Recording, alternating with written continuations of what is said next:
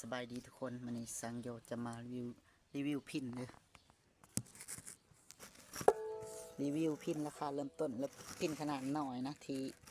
ที่คอยบอกว่าจะเลิกเห็ดแล้วปีนี้เพราะว่ามันเห็ดมีเวียกร้ายนะเวียกเห็ดกีตาร์นี่มันร้ายเด้อทุกคนโอเคนี่ก็คือพินเด้อประมาณนี้นะนี่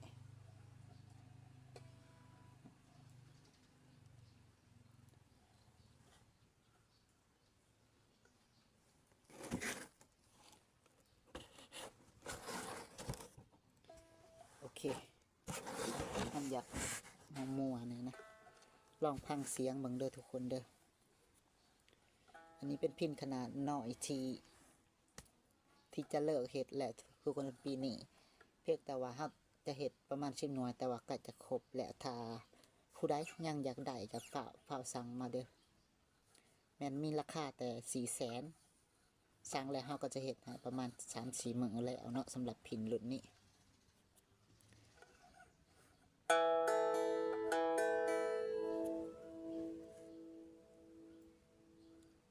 เอาลองมาพังเสียงกันเบิ่งเด้อทุกคนเด้อ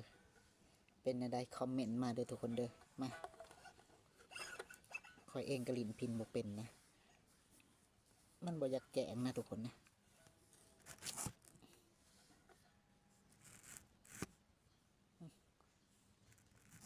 ดูพิษมุมเด้อ